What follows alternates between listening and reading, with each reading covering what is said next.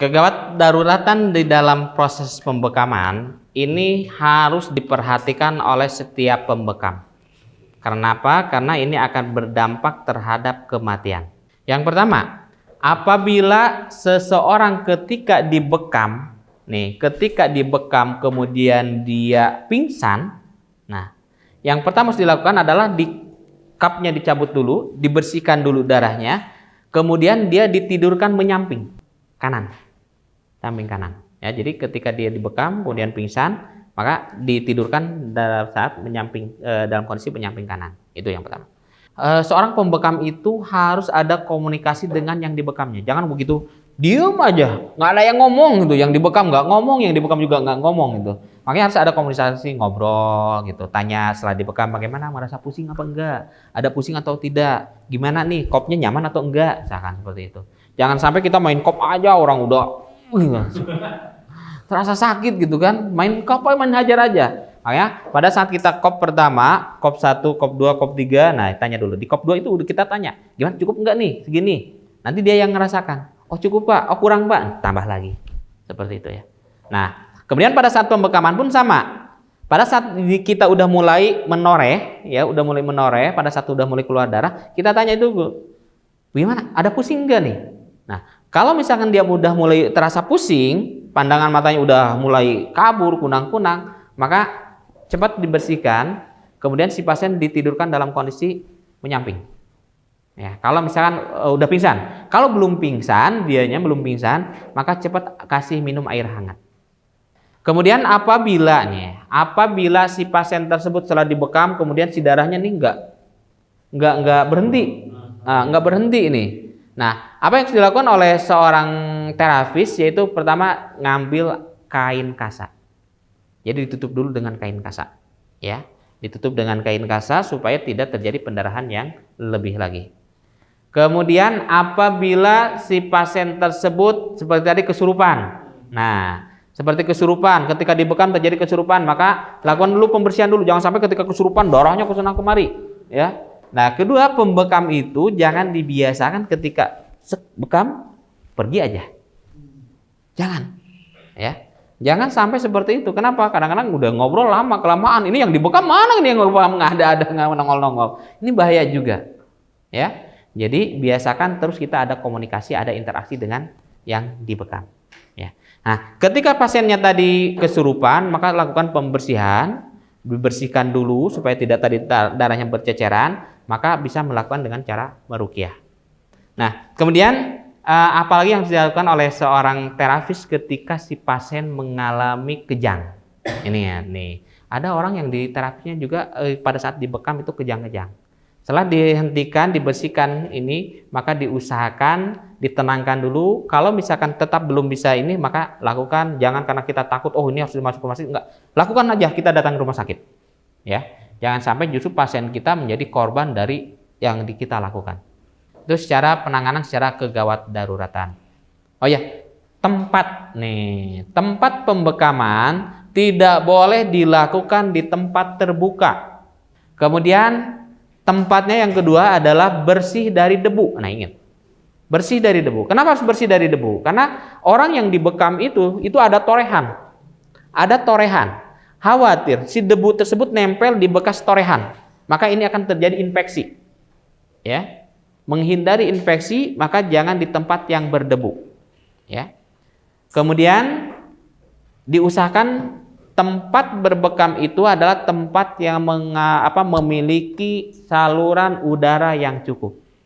Jadi jangan pengap.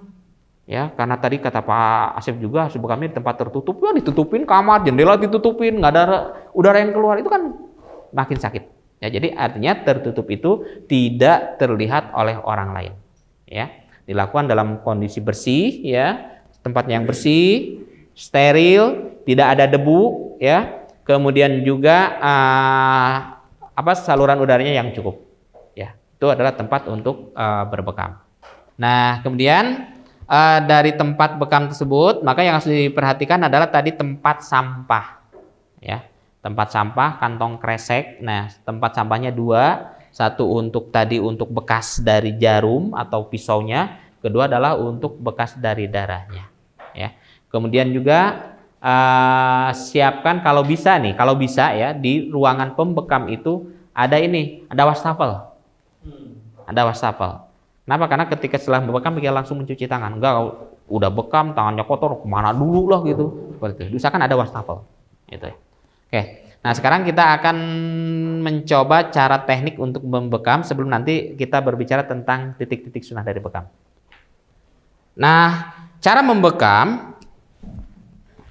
Nah, cara kita melakukan pembekaman, ya. Yang pertama, kalau kita mau menggunakan apa dulu nih? Menggunakan lancet atau kita menggunakan pisau? Pisau aja dulu ya. Oke. Ini caranya tadi pisau udah ya, cara memasang pisaunya seperti ini. Nah, cara menggunakan pisau, maka yang harus dilakukan pertama adalah kita menentukan dulu titik bekamnya. Ini. Kita harus tahu dulu titik bekamnya. Jangan sampai kita bingung di mana mau titik bekamnya, ya. Titik bekamnya. Titik bekam, anggap aja ini bisa semua dasarnya adalah titik bekam. Ya. Punggung ini bebas. Ya, kita mau bekam silakan ya di sini juga. Caranya ketika kita udah menentukan titik bekam ini, titik bekam sini, yang pertama adalah sebelumnya nih, ini dikasih dulu minyak. Si punggungnya kasih dulu minyak. Ya, dilumuri dengan minyak. Tadi boleh dengan minyak zaitun ataupun apa, ya. Lalu setelah kita kasih minyak, maka mulai dari sebelah kanan. Setelah kita berdoa ya, maka awali dari sebelah kanan dulu. Berdoa, kita mohon sama Allah untuk kesembuhan dia, untuk perlindungan kita dan lain sebagainya. Kemudian ini udah dilumuri minyak, kemudian ini tangan kita ini, tangan seperti ini ditekan, kemudian digerakkan. Seperti ini, gerak terus dari atas ke bawah terus supaya orang rileks. Ya, biar rileks. Terus ini aja. Ini bisa dilakukan setelah kanan selesai, pindah ke yang sebelah kiri. Pegang. Oh, udah hangat. Masih dingin ini ya, jadi merasakan panas itu bukan dengan yang begini tapi dengan ini. Wah, udah hangat nih, ini masih dingin, lanjut lagi. Nah, udah kan selesai kita membekam merelaksasi. Maka yang kedua adalah lakukan kita, kalau bahasa kita adalah seluncur. Nah, nih kita seluncur dulu setelah tadi relaksasi. Pertama ini si cup ini masukkan sini ke pompa ya. Kemudian kita pompa. Nah, ini kan nempel ya, nempel. Kemudian kita boleh seluncur. Ini dengan ini. Ini ya. Terus bergantian. Seperti itu ya. Seluncur. Nanti udah kelihatan udah mulai merah. Nih udah mulai merah ya. Nah, lanjut kita mulai sekarang pembekaman. Pembekaman yang pertama kita ke 1 cup. Nih, 1 cup ya. 1 cup untuk berapa lama? 1 menit dulu. Nah, ini. Begitu tarikan 2, oh cukup 2 tarikan. Oke, itu. Udah semua 2 tarikan. Selesai. Berapa lama? Antara 5 menit sampai 9 menit. 5 menit sampai 9 menit, ya. Nah, ini anggap aja 5 menit aja ya. Biasanya saya 5 menit sih, ya nggak lama-lama ya. Nggak lama-lama karena kalau terlalu lama kita juga kesel juga sih. Ya. Udah kan nih, udah 5 menit kan kita tarik nih, kita tarik ya. Nah, berarti kita tinggal menggunakan tadi kita tergantung mau pakai pisau atau pakai lancet. Kalau kita pakai pisau, seperti kita memegang pensil, ya seperti ini. Jadi bukan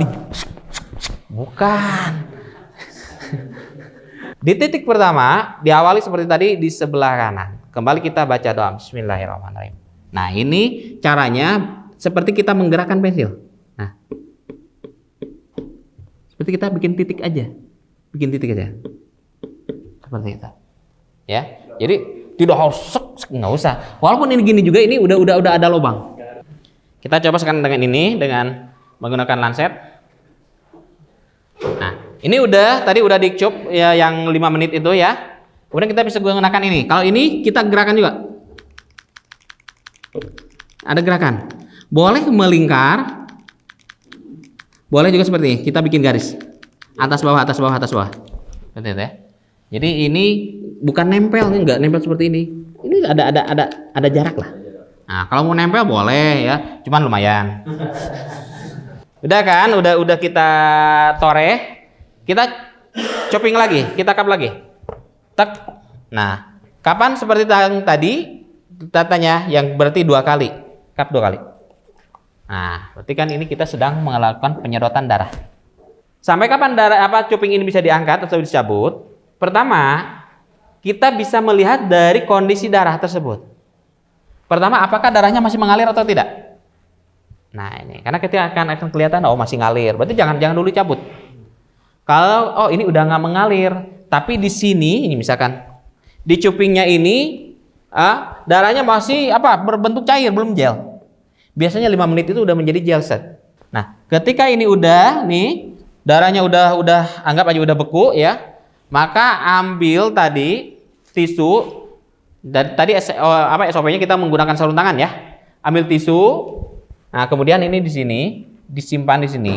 Boleh simpan sini. Tekniknya dicabut ininya nih. Ini ada pentilnya. Cabut pentilnya, boleh diputar dulu, tek putar, dorong. Ini ke atas. Ini untuk mengambil darah bekamnya seperti ini. Darah di badan, setelah itu kemudian dibuang darah sini, bersihkan lagi ini dengan tisu. Ya, seperti itu. Nah, ini adalah teknik untuk pengkapannya. Tuh yang pertama. Nah, sekarang tahap kedua. Ini ada tahap keduanya. Ketika tadi kita udah di sedot ya, udah selesai dibersihkan, maka lakukan juga untuk pembersihan nanti karena masih ada sisa-sisa darahnya. Dikap lagi, sok seperti tadi. Nah, yang kedua sampai kapan? Biasanya yang kedua muncul plasma. Ya, ada darah bening, cairan bening. Nah, ketika muncul plasma ini, maka ini sudah boleh diangkat. Jadi kalau terlalu lama ini akan melepuh. Nah, oke. Untuk melepuh ini ada 2. Pertama, melepuh karena terlalu lama dalam choppingnya ini. Yang kedua, melepuh karena ada alergi.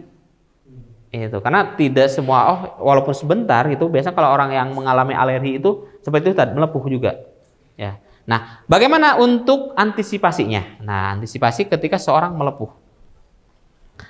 Ada juga yang menyarankan ketika melepuh itu dipecahkan. Kemudian dikasih minyak. Nah, kalau saya tidak, karena nanti pada saat dia mandi akan perih. Betul. Ya, jadi lebih baik ketika dia melepuh dikasih minyak lagi aja. Kasih minyak. Setelah kita angkat kasih minyak, kemudian kita informasikan ke dia. Oh, ini ada melepuh seperti itu. Jadi jangan sampai kita nggak ngomong. Beres nih dibekam. Udah dibekam, udah yang kedua, yang ketiga berarti kan ya, udah dibersihkan lagi, udah plasmanya udah bersihkan. Kemudian si bekas cupingnya ini dikasih minyak. Ya, dikasih minyak, diratakan kembali ya, supaya tidak terjadi infeksi. Ya. Setelah itu bersihkan kita dengan tisu supaya memang minyaknya tidak berhamburan ke sana kemari, bersihkan dengan tisu. Setelah itu kalau misalkan tadi saran saya, kalau misalkan di rumah kita misalkan ada minuman hangat, kasih minuman hangat, air jahe. Kalau nggak ada boleh air hangat itu. Nah, informasikan juga kepada mereka yang sudah dibekam untuk tidak mandi 3 jam ya. 3 jam ya, bukan 3 minggu. 3 jam setelah dibekam nggak boleh mandi. Ya, kenapa? Karena tadi masih adanya pori-pori yang terbuka. Seperti itu ya. Sebenarnya titik bekam itu banyak. Tapi ada yang lebih banyak diajarkan oleh baik dari itu perkumpulan bekam. Itu biasanya untuk dasar-dasar itu adalah 10 titik bekam. 10 titik bekam sunnah. Yang pertama adalah di sini. Namanya umumugis. Ya. Posisinya ada di mana? Nih.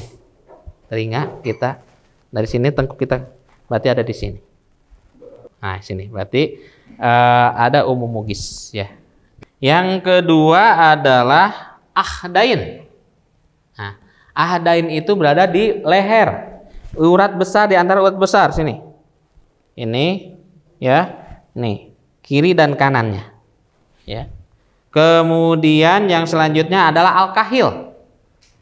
Nah, tadi ahdain adanya di sini ya, di antara leher itu, leher ini. Kahil ada di sini. Nih. Kahil ini ada 2 titik ya. Kahil 1 dan kahil 2. Yang satu berarti posisinya ada di antara yang disebut dengan apa? Cervix ya. Tulang cervix sini. Ini. Yang satu lagi turun ke sini bawah. Yang satu pas benjolan, yang satu agak turun dikit. Kemudian yang selanjutnya adalah cativain. Ini cativain di pundak ya. Pundak. Ya. Jadi udah 1 2 3 4 5 6. Udah 6 ya. Kemudian adalah alwarik, pinggang. Sejajar dengan pusar. Kemudian 9/10-nya adalah alwarik. Di kaki, di betis. Atau juga ditambah dengan alkiton, tulang ekor. Nah, jadi yang pertama ini adalah umumugis ya. Umumugis 1 titik. Kemudian ahdain ada di leher sini. Ini ya. Kemudian ada kahil, ini ada di sini atau di tulang cervix ya, cervix.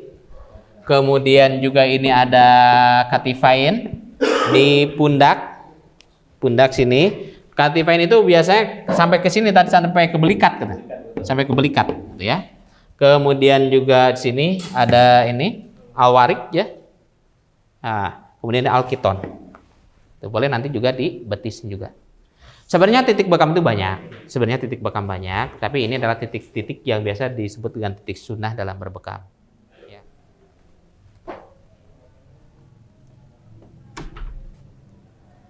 Sahabat MRO TV, alhamdulillah kita sudah selesai acara yang pertama, season pertama, yaitu materi kelas tentang bagaimana membekam yang baik, bagaimana SOP bekam yang baik. Maka untuk selanjutnya ikuti terus kami di program selanjutnya, yaitu nanti praktek di kelas bagaimana cara mereka membekam dengan baik dan benar.